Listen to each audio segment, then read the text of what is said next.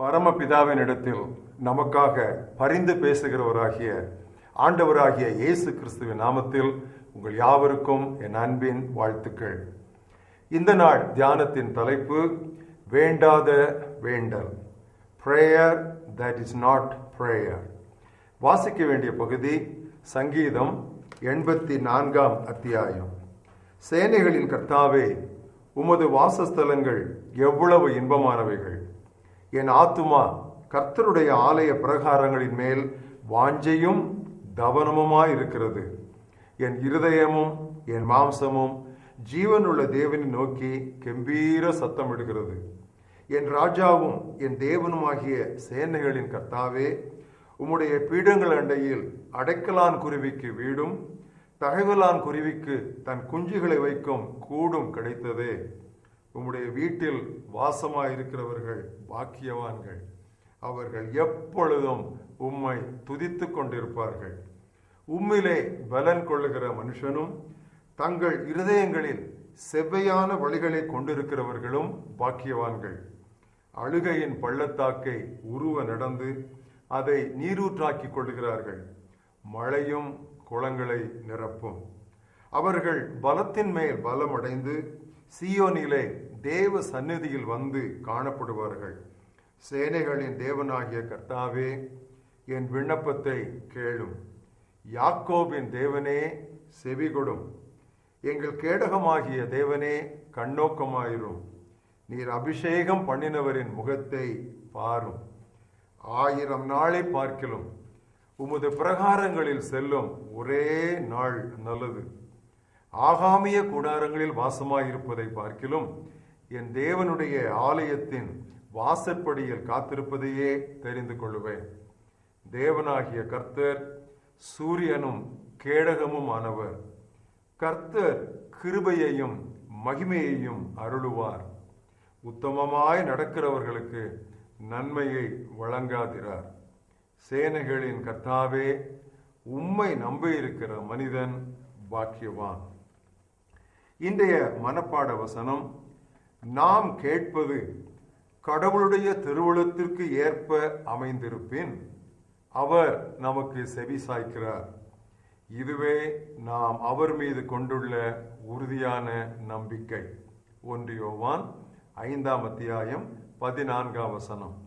This is the confidence we have in approaching God, that if we ask anything according to his will, he hears us. தென் தமிழகத்தில் உள்ள நாசரேத் என்னும் சிற்றூரில் 1962 ஆண்டு ஓர் ஜெப ஐக்கியத்தில் நான் மறுபடியும் பிறந்தேன். இந்த ஐக்கியத்தின் தலைவர்களையே ஜெப வீரர் என்றுதான் அழைக்கலாம். இந்த ஐக்கியத்தினுடைய முக்கியமான ஊழியமே ஜெபம்தான். கடந்த ஆண்டுகளில் தேவ மனிதர் பலரோடு பழகியும் அவர்கள் எழுதியவற்றை படித்தும் இந்த பரலோக செயலாம் ஜெபத்தை பற்றி நான் கற்றுக்கொண்டதில் சிலவற்றை இந்த நாளிலே உங்களோடு பகிர்ந்து கொள்கிறேன்.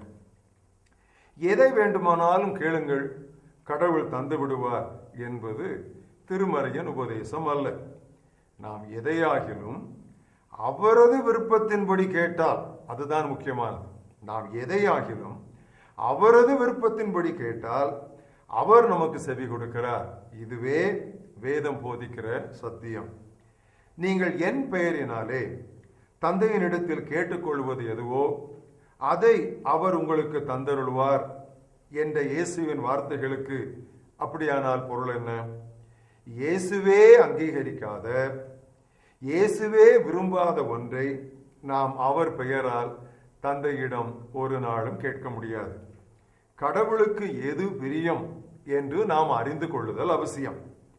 தேவ விருப்பம் வேத வசனத்தில் வெளிப்படுத்தப்பட்டுள்ளது. வேறு விதமாய் சொல்ல வேண்டுமானால் வேத வசனமே தேவ விருப்பம். God's word is God's will. இன்னொரு காரியம், நாம் தூய ஆவியானவரால், பரிசுத்த ஆவியானவரால் நிறைந்து ஜெபிக்க வேண்டும். ஏனென்றால் ஏற்றபடி வேண்டிக்கொள்ள வேண்டியது இன்னது என்று நாம் அறியாதிருக்கிறபடியால் ஆவியானவர் தாமே வாக்குக்கு அடங்காத பெருமூச்சுகளோடு நமக்காக வேண்டுதல் செய்கிறார். ஆவியானவர் கடவுளின் விருப்பத்தின்படி வேண்டுதல் செய்கிறார். ஜெபத்தில் உமக்கு சித்தமானால் என்று சொல்லுவது விசுவாச குறைவு என்று சிலர் எண்ணுகின்றனர், சிலர் அவ்விதம் போதிக்கவும் செய்கின்றனர். ஆனால் பிரியமானவர்களே, வேதத்தில் உள்ள ஒரு எடுத்துக்காட்டை உங்கள் முன்னால் வைக்க விரும்புகிறேன். தொழுநோயாளி ஒருவன் இயேசுவிடம் வந்து, ஆண்டவரே, உமக்கு விருப்பமானால் என்னை சுகமாக்க உம்மால் ஆகும் என்றான். இயேசு உடனே அவ்விதமாய் அவன் ஜெபித்ததால் அவனை கடிந்து கொள்ளாமல் மனதுருகி உடனே அவனை சுகமாக்கினார். இயேசு கிறிஸ்துவும் கெத்சேமனே தோட்டத்தில், பிதாவே, உமக்கு விருப்பமானால் இந்த பாத்திரம் என்னை விட்டு நீங்கட்டும் என்று ஜெபித்தார். உம் சித்தம் தேவா ஆகட்டுமே என்பதே நமது பாடலாய் இருக்கட்டும். எனது கரங்களின் செயல்களை குறித்து எனக்கு கட்டளையிடுங்கள் என்ற வசனத்தை அடிக்கடி குறிப்பிடும் நவீன உபதேசம் ஒன்று தோன்றியுள்ளது. தங்களுக்கு என்ன வேண்டுமானாலும் கடவுளுக்கு கட்டளை கொடுக்க வேண்டியதுதான் என்று இந்த உபதேசக்காரர்கள் போதிக்கிறார்கள். என்னே தூஷணம், என்னே அபத்தம். இந்த வசனம் ஏசாயா 45 அத்தியாயம் 11 வசனத்தில் வருகிறது. என் கரங்களின் கிரியைகளை குறித்து எனக்கு கட்டளையிடுங்கள். சரியாக சொல்ல போனால் இது மொழியாக்கத்தில் உள்ள ஒரு தவறு, ஒரு பிழை. ஏனென்றால் இதற்கு முந்தைய 2 வசனங்களாகிய 9, 10 வசனங்களை பார்க்கும் பொழுது, மண்ணோடுகளுக்கு ஒத்த ஓடாயிருந்தும் தன்னை உருவாக்கினவரோடு வழக்காடுகிறவனுக்கு ஐயோ, களிமண் தன்னை உருவாக்கினவனை நோக்கி என்ன செய்கிறாய் என்று சொல்லத்தகுமா? உன் கிரியையானது அவருக்கு கைகள் இல்லை என்று சொல்லலாமா? தகப்பனை நோக்கி ஏன் ஜெனிப்பித்தாய் என்றும் தாயை நோக்கி ஏன் பெற்றாய் என்றும் சொல்லுகிறவனுக்கு ஐயோ. இப்படி சொல்லிவிட்டு என் கரங்களின் கிரியைகளை குறித்து எனக்கு கட்டளையிடுவீர்களோ என்பதுதான் சரியான ஒரு மொழியாக்கம். பிரியமானவர்களே, இந்த அத்தியாயம் முழுவதையும் நாம் வாசித்து பார்க்கும் பொழுது கடவுளுக்கு கட்டளை கொடுக்க நமக்கு ஒருபோதும் தகுதி கிடையாது, அதற்கு நியாயமும் கிடையாது. முடங்கிய அல்லது மடக்கிய முழங்கால்கள், வணங்கிய தலைகள், கூப்பிய கரங்கள், இவைதான் சர்வ வல்லவருக்கு முன் நமது பாவனைகளாய் இருக்க வேண்டும். நம்ம எல்லாருக்கும் தெரிந்த ஒரு சங்கீதத்தில் உள்ள ஒரு வசனத்தை வாசிக்கிறேன். சங்கீதம் 95:6 வசனம். நம்மை உண்டாக்கின கர்த்தருக்கு முன்பாக நாம் பணிந்து குனிந்து முழங்கால் படியிட கடவோம் வாருங்கள். நெல்லையை சேர்ந்த அருளானந்தம் பிரசங்கியார் என்பவர் அருமையான ஒரு கீர்த்தனையை நமக்கு எழுதி தந்துள்ளார். குறைவுண்டு இதிலே அருமை பிதாவே, குற்றம் மன்னித்திடும் இயேசுவின் மூலம் முறைப்படி கேட்க நான் தெரியாத பாவி, முழுதும் மேசியா மேல் வைக்கிறேன் சுவாமி. நாம் கேட்பது கடவுளுடைய திருவுள்ளத்திற்கு ஏற்ப அமைந்திருக்குமானால் அவர் நமக்கு செவி சாய்க்கிறார்.